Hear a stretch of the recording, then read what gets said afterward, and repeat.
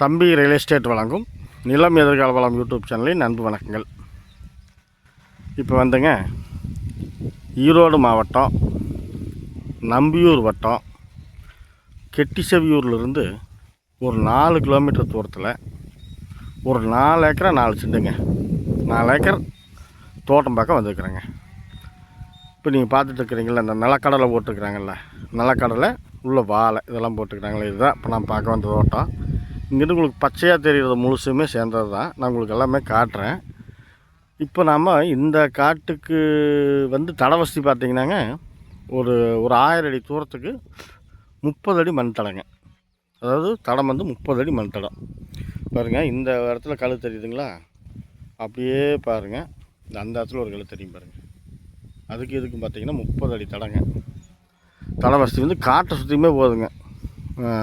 தடம் வந்துங்க தெற்கு திசையிலிருந்து இந்த காட்டுக்கு மேற்கு திசையில் வந்து மறுபடியும் காட்டுக்கு வடக்கு திசையில் போய் அப்படியே கிழக்கு திசை வரைக்கும் போயிட்டே இருக்குதுங்க. காட்டை சுற்றியுமே தடந்தாங்க. அந்த 30 அடி தடம் அப்படியே கண்டினியூவாக.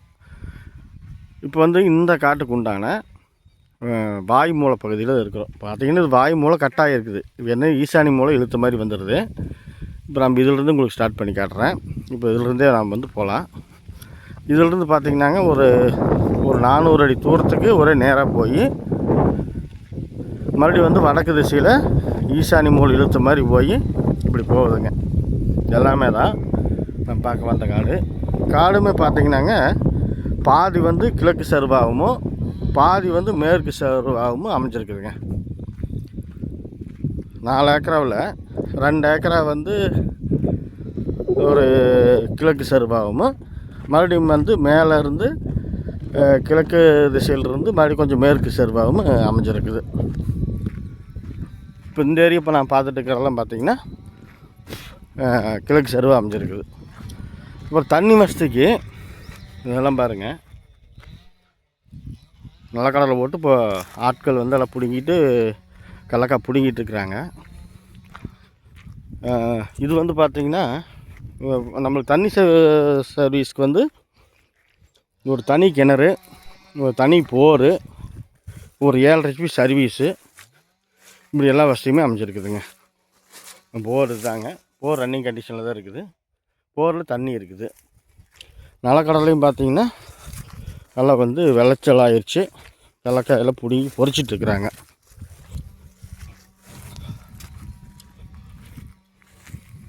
தளம் வந்து நம்ம காடு பார்க்க வந்த காட்டுக்கு அடிக்கும் அளவுக்குமே 30 அடி முழுசாக இருக்குதுங்க. இந்த தோட்டம் பார்த்துட்ருக்கிற ஏரியா முழுசுமே எல்லாமே ஓரளவுக்கு தண்ணி ஏரியாங்க.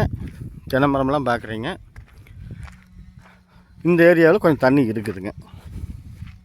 அதனால் எல்லாமே நடந்துகிட்ருக்குது. எல்லாம் சொட்டு நீர் பாசனம் போட்டு நிலக்கடலை எல்லாம் வந்து நல்லா சிறப்பாக வந்திருக்குது. இப்போ நம்ம வந்து அப்படியே இந்த ஈசானி, அதாவது இந்த காட்டினுடைய கீழ்கையில் வடகோட்டு ஏரியாவில் கிணறு இருக்குது.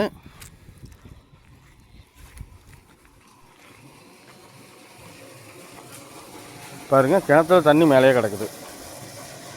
அதாவது நிலமட்டத்திலேருந்து ஒரு 30 அடிக்கு கீழே தண்ணி கிடக்குதுங்க. தண்ணி தெரியுதுங்களா? இது வந்து இப்போ நான் பார்த்தோம்ல போர், அதில் தண்ணி ஊற்றிட்டு இருக்குது. இப்படி என்னென்னா பாம்பேரி கட்டில் கிணத்துக்கு பாம்பேரி வந்து கட்டாமல் அப்படியே விட்டாங்க. மற்றபடிக்கு கிணறு போர் சர்வீஸ் எல்லாமே தனிப்பட்ட முறையில். இப்போ அந்த வாய்மூலையிலேருந்து வந்தோம்ல, வாய்மூலை இல்லை, இது வரைக்கும் வந்துங்க. இதிலிருந்து வந்து மறுபடியும் வடக்கு திசையில் காடு வந்து கொஞ்சம் இழுத்த மாதிரி போயிடுது. அதாவது ஈசானி கை இழுத்த மாதிரி போய் உங்களுக்கு வந்து ஒரு எல் டைப் மாதிரின்னு வச்சுங்களேன். ஆனால் வாஸ்துப்படி இருக்குதுங்க. அதாவது ஈசானி கையை ஜலமூல கை இழுத்த மாதிரி வந்தால் வாஸ்துக்கு நல்லதுன்னு சொல்லுவாங்க. காடு அதே மாதிரி செம்மண் நிலந்தாங்க. மண் வந்து செம்மண் தான். மண்ணில் எந்த குறையும் இல்லை. இல்லை கடலக்காய் பார்த்தாவே தெரியுது, நல்லா சிறப்பாக வந்திருக்குது.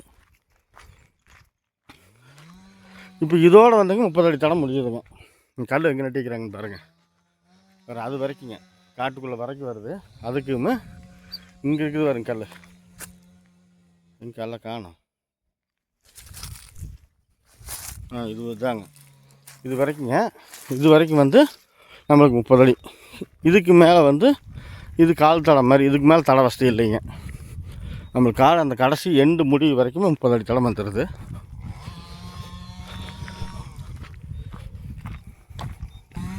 இதுதாங்க இப்போ நாம் பார்க்க வந்த காட்டுக்கு இதுதான் வந்து ஜலமூலைங்க. ஜலமூலையில் கல் நட்டிக்கிறாங்க பாருங்கள், தெரியுதுங்களா? இது எல்லாம் அளந்து கரார் பண்ணி நீட்டாக ரெக்கார்டெல்லாம் வந்து தெளிவாக பண்ணி வச்சுக்கிறாங்க.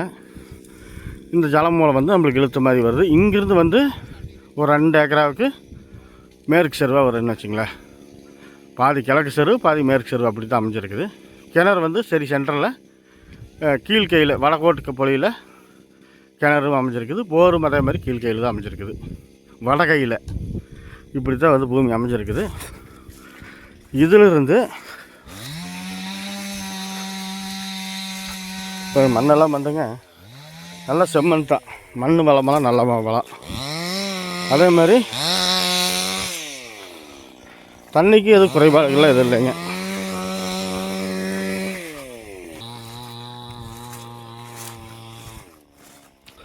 இந்த இடத்துல இந்த ஈசானி இழுக்குதுல்ல, அந்த இடத்துல வந்து காட்டினுடைய அகலம் வந்து பார்த்திங்கன்னா ஒரு 100 அடி வருங்க.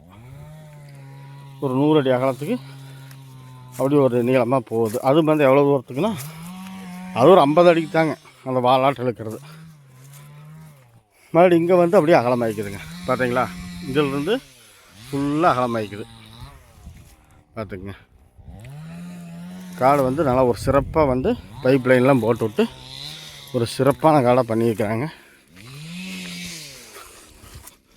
மண் அருமையான செம்மண்.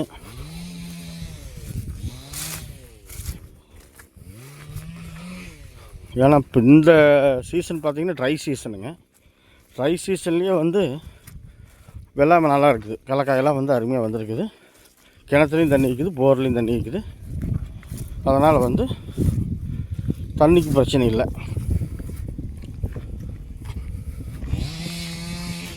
இப்போ இந்த காட்டுக்கு உண்டான அக்கனி மூலைக்கு நான் இப்போ போயிட்டுருக்குறேங்க. அக்னி மூலையிலிருந்து குபேர மூலைக்கு ஒரே நேர் தாங்க. அதில் வந்து ஏதோ கிராஸ் பெண்டு எதுவும் வராது, ஒரே நேரத்தான் வருது.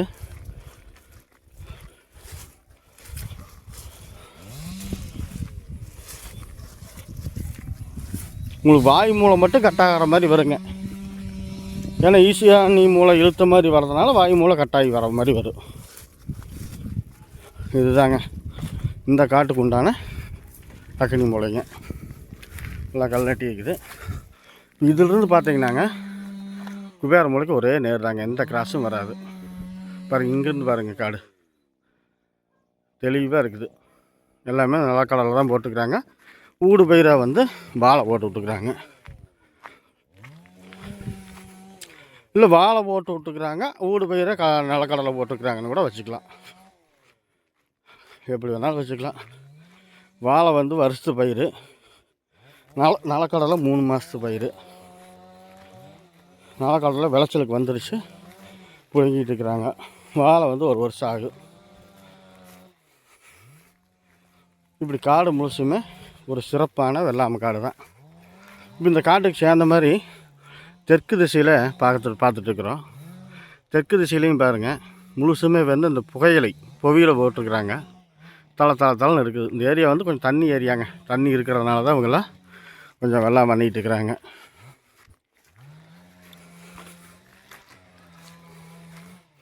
அதாவது தென்னை மரத்தை பார்த்தாவே தெரிஞ்சுக்கலாங்க அந்த ஏரியா தண்ணி நிலவரம் எப்படின்னு. தென்னை மரம்லாம் பாருங்கள், நல்லா இருக்குது, சிறப்பாக இருக்குது.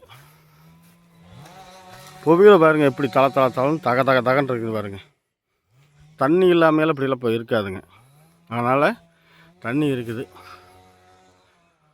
இந்த வெயில் காலத்துலேயும் தண்ணி இருக்குதுன்னா அந்த ஏரியானுடைய தண்ணி வளம் கொஞ்சம் நல்லா இருக்குதுன்னு அர்த்தம். இப்போ நாம் அக்னி மூலையிலேருந்து குபேர மூலைக்கு போயிட்டுருக்குறோம். தெற்கோட்டு பொலியில் கிழக்கிருந்து மேற்கு நோக்கி போயிட்டுருக்குறோம். இப்போ இந்த பொலி வரைக்கும் வந்து பார்த்திங்கன்னாங்க ஒரு 2 வயல் முறையாக வந்து மேற்கு செருவாக வருங்க. இந்த பகுதி நீங்கள் பார்க்குறீங்கல்ல, இதெல்லாம் வந்து கொஞ்சம் மேற்கு செருவாக வருது. மறுபடியும் இதிலிருந்து இந்த பக்கம் முழுசுமே பார்த்திங்கன்னா கிழக்கு செருவாக வந்துடுங்க. இப்படி தான் ஒரு 1.5 ஏக்கரா ஒரு மேற்கு செருவாகவும் மீதி ஒரு 2.5 ஏக்கரா வந்து கிழக்கு செருவாகவும் அமைஞ்சிருக்குதுங்க.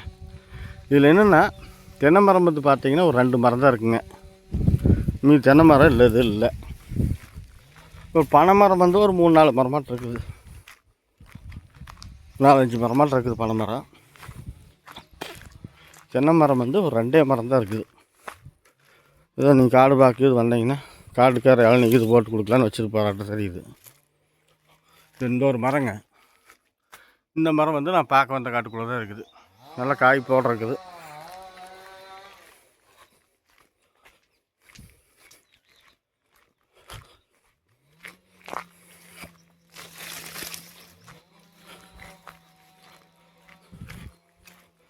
தடை வசதியுமே ஒன்றும் குறை சொல்ல முடியாதுங்களா. 30 அடி தடைங்க.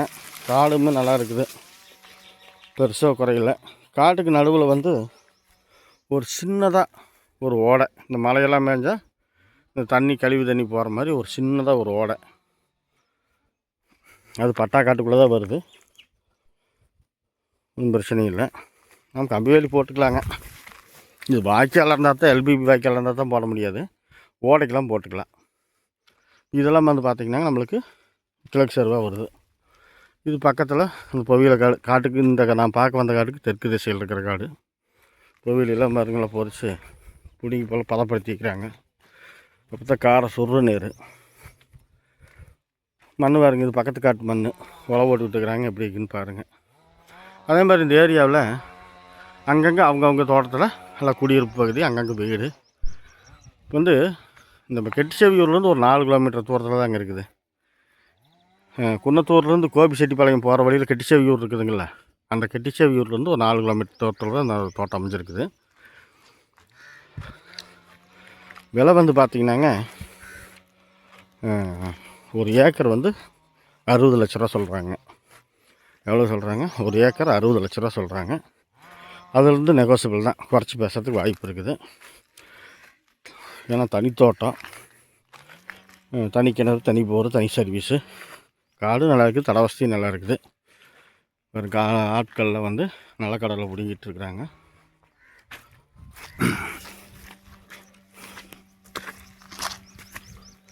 நிலக்கடலை பிடிங்கிட்டு இருக்கிறாங்க. காடு ஒரு சிறப்பான ஒரு காடுங்க. இதில் எந்த குறையும் சொல்ல முடியாது. நல்லா பாருங்க, இப்போவே பாருங்கள், நிலக்கடலை பிடுங்கிறதுக்கு ஈரத்துக்கு சொட்டு நீர் போட்டு தண்ணி ஈரம் பண்ணி தான் காடு பிடிங்கிட்டு இருக்கிறாங்க. ஒரு நல்ல ஒரு தோட்டம் வாங்கணும்னு நினைக்கிறவங்களுக்கு அருமையான காடுங்க. இப்போ இந்த ஆட்கள் நிற்கிறாங்கல்லங்க, இதுதான் நம்மளுக்கு குபேர மூலை அமைஞ்சிருக்குது. குபேர மூலையும் கட்டாவில் நல்லா இருக்குது, ஜம்மு இருக்குது, உயரமாகவே இருக்குது. வாஸ்துபடி குபேர மூலை உயரமாக இருக்கணும் இருக்குது. எந்த மூலையும் கட்டாகலை, அதாவது வாய் மூலை தவிர. நம்மளுக்கு வாஸ்துக்கு ஜல மூலை இழுத்த மாதிரியே வருது. மேல் மண் வந்து உங்களுக்கு அப்படி தான் தெரியுதுங்க. ஈரம் பட்டால் அந்த செம்மண் வந்து கலர் நல்லாவே மாறிக்குது. இப்படி தான் தோட்டம் அமைஞ்சிருக்குது. விலையும் வந்து நம்மளுக்கு கொஞ்சம் சாதகமாக தான் தெரியுதுங்க. இந்த தோட்டம் பிடிச்சிருந்தா லைக் பண்ணுங்கள், ஷேர் பண்ணுங்கள். தேவைப்படுற பட்சத்தில் யோசிக்கவே வேண்டாங்க, உடனடியாக ஃபோன் பண்ணுங்கள். வேறு ஒன்றும் சொல்கிறதுக்கு இல்லை. நிலம் சம்மந்தமாக உங்களுக்கு எதாவது தேவைப்பட்டால் நம்ம சேனலை சப்ஸ்கிரைப் பண்ணி வச்சுக்கோங்க. இப்போ திருப்பூர் மக்களுக்கெல்லாம், திருப்பூர் மக்களாக இருந்தாலும் கோயம்புத்தூர் மக்களாக இருந்தாலும் இந்த ஏரியாவில் இந்த ரேஞ்சுக்கு தோட்டம் கிடைக்கிறது கொஞ்சம் நல்ல விஷயமாக எனக்கு படுது. வாங்க, வீடியோவில் வந்து தோட்டம் பிடிச்சிருந்தா நேரில் வாங்க பாருங்கள். ரெக்கார்டெலாம் கிளியரு, எல்லாமே பக்காவாக இப்போ தான் வந்து எல்லாம் கரார் பண்ணி வச்சுக்கிறாங்க. மேற்கொண்டு நேரில் வாங்க, பார்த்துட்டு பண்ணிக்கலாங்க. யாரும் சொல்கிறதுக்கு இல்லை. நன்றி, வணக்கம்.